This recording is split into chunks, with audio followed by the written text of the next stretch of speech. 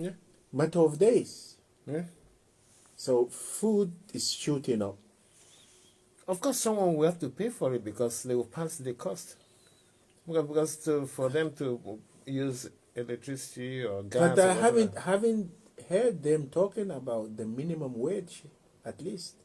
Nothing. So is it the working class, the people who get the cleaners, maybe the security guards, maybe the people at the very, lower end, bottom end of the earning ladder are going to pay the price for this?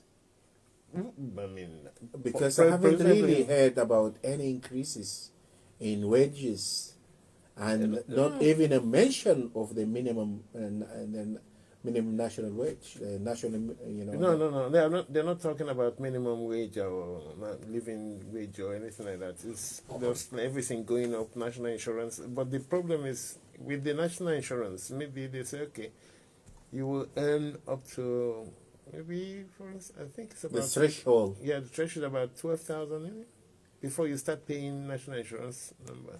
So that's just like a little bit to ease the pains of people, because most people will be captured within that bracket, and that's all.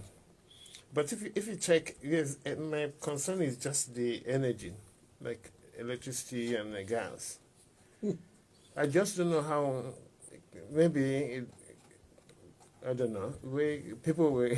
I'm not instigating riots, but how would people will go without food just to have hot water or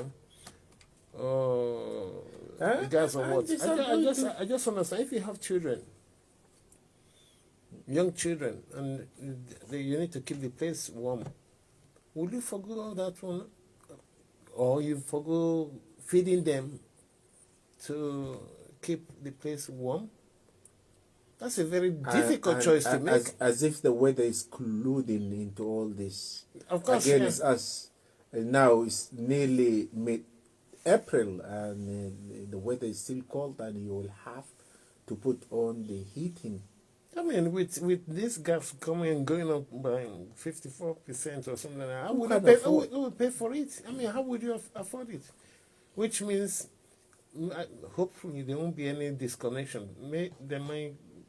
People will have to do. There will be victims. Yeah. There will be victims, certainly. But why now? Why do they? Is it because of the public borrowing? Is it because of the furlough during COVID and all that? So government will have to take money back. Is it appropriate now? It's not only that. It's this is something which is, let us call it, man-made. Well, everything now we're speaking about in this aspect, in this area, is all man-made anyway. But look at the war. I mean, when you say man-made, that means the war going I mean, on. just to give it, these are things which we have control over. Some of these, it's a government policy that led to this. But look at the Russian-Ukrainian war. And it had the wars, appropriately, invasion of Ukraine. Yes, it is. In the end, it's a war. It's an invasion, yes. It's an invasion. It's a war, yes. And the problem is, with all these sanctions and the Russian who produce almost 20% of the energy in the UK, we don't depend on Russian gas or. Well, ultimately, it's international price of gas. Wherever you get it, it goes up. It went up actually because of the difficulty of getting from the main source. Even if you produce gas yourself. Yeah, because that's a market. Yeah, but it's you have a local consumption, and presumably you don't sell at the market price to yourself, if you know what I mean. Yeah, but effectively, from the accounting point of view, yes, you do that. Yeah, but if you do that, but if you have a leeway, it's different from if you depend on other people's. Unless you want to go the down the Nigerian route of having to subsidize these materials, because what the Nigerians do, effectively they sell it to themselves less than the price of the international market. And by doing that, they will effectively. Yeah, I mean, what is wrong with that? If you know, I mean, coming out of pandemic, if maybe another 5 years or 10, and you introduce them gradually, so people will understand. But just to put all this on someone, But this just is a like, conservative government. They will be the last to go down subsidization and all this. They are ideologically against all these concepts that you're talking about. So ideology stands in, they will not allow any sort of subsidy. They will just allow the market to do whatever it does under, and they may try to mitigate some of the effects. so And that's okay, all they can do. if for instance now you will say let market determine all this. There are certain things not you me don't allow. saying this. No, I'm just saying there are Boris, certain yeah. there are certain things market cannot do. Decide. If people cannot afford to pay, what happens? So I mean, are you It discouraging will people? have it has negative social So what? impact. Yeah, what will the government do then in that case?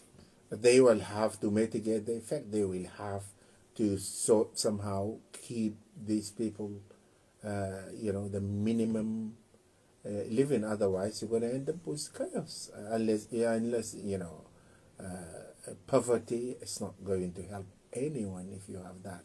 Yeah. If you have people with children going poor and not able to get the heating or the bath, into their baths, and children go to school without having this, and they have to live in Without having any hot meal no, or anything like no, that. no, So no, what? no. You don't want this in a society that is, put it that way, one of the richest in the world. You don't want to go down that route. If this can happen in a place like this, imagine what the impact will be in places like Africa. Yeah, I mean, it's exacerbated by corruption anyway.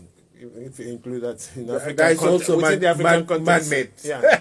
Okay, well, I'm just saying, like, what about this? For instance, if you go, you don't have a face-to-face in most of the surgery GPs now. They would rather you go online and make contact with them. But how do, if for instance, from my own experience, you can't go to the surgery to even phone them. They will say we have depleted workforce. People are off sick with COVID. You see what happened in Manchester at Manchester Airport? I mean, when with this COVID, when you've degraded COVID to, like, say we have to live with it. So just to let the listeners know about Manchester Airport, is one of the biggest in the country, and of the last few weeks has been at chaos. The handling of luggage is becoming like chaotic, and nobody takes people like 2 hours to be able to get their luggage and get out of the airport, and as a result, flights have been delayed, and people are not happy.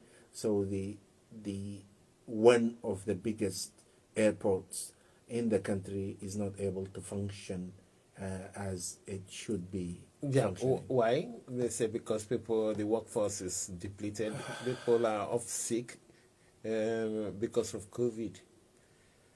So if you've downgraded COVID to, like, say we have to live with it.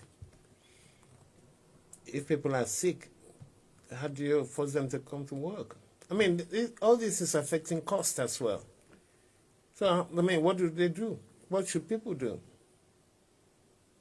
I mean, last week, or the week before, actually, I went to a vigil that was held in center of Manchester in remembrance of the people who lost, the workers who lost their life to COVID, to be in first line, the front line of the service to the public. And one of the speakers there said, look, yes, we lost these people, and it can get as tragic as you may imagine.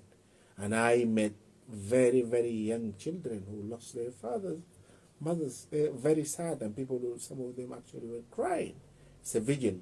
And one of the speakers said, look, now we are at a different stage, because effectively what is happening now, the government has abandoned us, left us to our own means now. Because in the last, couple of years or so, there was some sort of guidance, and it was public, was on the public radio. The Prime Minister used to come to address the nation every couple of days or so. You will see the chief medical officer come in and telling, showing people statistics. Now, today, if you ask me what is the rate in Greater Manchester, I don't know. Probably because it has been downgraded to like common cold. Then my question is, if someone that's meant to go to work and phones in sick of COVID, what do you do? Because I had this argument, but I had still, this still discussion with my surgery. Still the during the week. I think the guidelines from the There's no guideline. NHS. There's no guideline. If you have the symptom, or if you think, because now to test for COVID now you have to pay. So that's free testing stuff is all gone. So if you don't have the kit, you've got to go for testing. Maybe your employer will force you to go for testing, and if it is proven that you have COVID, then you can stay away. But if it is ordinary cold, and you think it's COVID, because you rely on yourself. Say, look, I don't feel well. I think I have COVID. Most people would do that. Yeah. And it will affect services. I mean, like the chaos in Manchester Airport. Like at my own surgery too. Say out of almost 30 personnel, only 2 turned up for work. And they were bogged down with phone calls and all that, And they cannot even on handle. top of all that, you have to absorb all these increases as well. Yeah, we don't know what is coming our way until maybe May, June. Then when the effect will start coming, especially if you pay your bills quarterly, then you start having 54% increase. That on average, you say you have about 700. That is going to be devastating for many, many people. Oh, yes. Yes. And election is next month, local government election. Yeah. So let's see how maybe the impact of all this will not have gone through yet until maybe June, July. Oh, God. Anyway, we just hope. I mean, we don't want the situation to go back to what it was in the 80s, in like mid-80s, with all these strikes. What is that? Poll tax. Poll tax, exactly. I'm sensing that. But the government hasn't got any option, because they need to get the money back. But all they seem to be interested in is money. Of course, money. With money, you can do so many things. With money, you can give NHS money to all this backlog of surgeries that's outstanding and all that. If you get money, you can bring them forward. Can I suggest for them one thing? Okay, they are is listening. to try to sort out the situation that has been created in between Russia and Ukraine in a manner that is not going to penalize us, because this is what it is. I mean, all these sanctions how would they do that? Not to put sanctions on Russia? They need to sort it out. They need to stop Russia. They need to sit down with Russia and say, look, we're not going out. We're not going to expand NATO into your territory, and will keep Ukraine as a buffer zone without, this Going and into that. Ukraine, yeah. Let us make it an area of peace for us. You come and invest, we go and invest, and if they want to join the EU, they can do that. But in terms of trade and social and economic policies, that will not rather work. than That will not but work. it seems to me like manufactured. It seems to me it is manufactured to weaken Russia rather than any. So Are you saying because of that we are suffering? yes, we are paying the price. I mean, the conservatives over there sitting in the House of Lords or in the cabinet, or those financiers, the banks, they're not going to feel nothing. It's us who have to work through this COVID to get the money to be sufficient enough to keep you, your dignity intact. Yeah, but This is what it's all about. They might say, "Oh, it's a price for freedom. It's a price. It's not too much to pay for freedom. It's a price to liberate." But other you people." contributed into the chaos. They have contributed. I mean, that is another What's argument. the point of not only having to expand into next door to into their borders? What is the point? What is the point of NATO in the first place? That's why I was asking you the other day. You They see? say, why not everybody join NATO? Why should we have it? Let us disband it. That will remove NATO. I mean, Yeah. possibly you can see the point of Donald Trump when he says, "Look, America is spending so much on this organization that is not useful to the time we are in now." Because NATO was from, I don't want to go into that argument. Imagine if this money is being put into fixing the environment and eradicating malaria from Africa, addressing the issue of immigration. Yeah, painting an ideal situation. I mean, that does not exist. I mean, this is come on, this is the 21st century. Yeah. And I mean, it's only natural that humanity should be looking forward to something after history of wars, bloodshed, and chaos, and disregard of human being, disregard of human life, and disregard of sovereignty of countries. Years and years, including history of slavery, Well, and the worst you can think of. It's only legitimate that now we, as ordinary human beings, to aspire to a better world. So NATO is going to be one of. Forget about NATO. I mean, it is innate in human being, and if you check historically too. We have empires. We have all these empires, the Songhai, the Persian Empire, the Roman Empire. They will come and go. Unfortunately, that is the nature of human beings. You want to either keep your dominance on people, either directly or indirectly.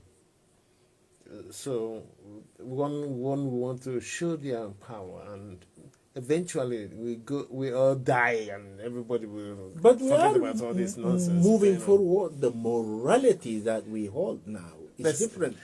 I mean, when you mention word like morality, when you mention word like, those are abstract words. They're not. No, whose morals are you judging anybody by? I mean, we've got it's now we almost have international code of ethics, whether it's written or not. But the dignity of human being and the sharedness, because now we started to realize, give me a minute, we started to realize like no time before that actually we share this small stone hanging up in the sky. in No, the skies, in space. precariously over there. Okay, and it's only us, and we cannot live there ourselves. We need the ants, we need the mosquitoes, we need the elephants, we need everything. Yeah. And it's now we realize like no time before that we need to keep not only ourselves, these little things and the balance all together for us to have any future. Ruin it now, you ruin life. So this is a morality that is increasing, emerging. The immorality that I think now transcends the traditional sort of morality, the source of which was religion. Now we are moving forward, and people started to realize this. So let us cherish this, okay, and try to work for it. We cannot really stay back as if we don't know nothing. Now we know better than what we used to be. So let us use that knowledge in order to uphold the morality and the ethics that is there, like, whether we've written it down or not. As you said, something we are just solid ball hanging amongst other balls, bigger balls and smaller balls, part of the solar system. And in that, our Earth, even that is even tiny, very tiny, every human being that ever existed still remains in that Earth. Yes. So the Earth has history, that sometimes shameful history, sometimes, but upon that, it's a beautiful place to live. We've never found any other forms of life anywhere else, and we don't know why. What I'm just saying is when morality and all that, they're just like nonsense. Whose morals are you judging me by? Now, when you go to, for instance, you go to Libya, now you throw a bomb, you said you want to protect the people against maybe Gaddafi or something like that. In doing that, you have collateral damage and people die. Is that a moral thing to do?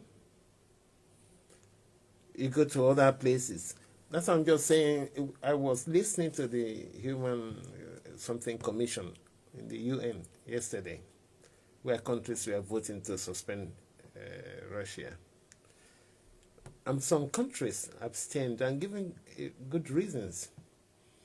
Because whose morals are you using to judge? Is it the dominant person that says, look, if you vote against this, maybe there are other punishment for you? It's a question of power game, innit? Yeah, but I understand this. But okay, let's just bring it down to our pockets now, Yeah. And then I'm just trying to see. To bring it down to our pockets now, I think we do not want to live. Yes, life is beautiful, and I agree with you completely, but we don't want to live a happy life in the midst of misery all over. That has always been. You can't change that. Yeah, but we can. I think that's the difference. I think now we can, having realized our, precarious existence. And now, like no time before, having realized all this. And world is becoming different. I mean, if you allow poverty to go on in Africa, what's going to be the result? People will still come to you. It's a question of profit and loss. Someone's loss is another person's profit. Let us seek ways and means for all of us to gain gain. You can't. Because know. you're painting a life of Eldorado. You know, who's saying you can't? Is it a divine? Is it a divine rule that you know? Okay, I'll give you an analogy. There is yeah, you know, don't give me that because I've got some understanding of economics, Okay. and I know that resources are always going to be scarce. Yes, that's what the reality is. And distribution have to come through certain mechanisms, certain laws. I know this very well. But some people might do without. Yeah, but I think there is now possibly gain for all of us. Even will have to be a sacrifice of some of the extraordinary luxury that is being maintained for no good reason. So we have the device, we have the knowledge to be able to rectify this situation, I guess so. I may be painting. No. Painting an ideal one. Just let's go and break. When we come back, it's good to break when we are about to paint this romantic world. Yes, why not? Yeah, I mean it sounds nice. I mean it's like as far as I'm concerned, it's just like living in heaven, the world we are painting. I don't know about heaven because nobody came back from heaven and told me how it is. Exactly. What I'm we have the impression of heaven in that little stone flying around in the midst not only of, even if you look our own solar system compared to other huge ones, galaxies and all that type of thing. Yeah. We can be absorbed in a matter of even less than a second. Well, that thing. Anyway, let's go for a short break now. When we come back, we'll continue. Fantastic. Billboard. The last thing I'm taking is my phone, right? Buoyancy aid, fine. But mobile? My whole life's on that phone. Why would I risk losing it in the... Coast Guard, help! Okay, help's on its way. Grab my hand! Phone. In a waterproof pouch. It's the first thing I pack now. In an emergency at the coast, call 999 and ask for the Coast Guard. And please, respect the water.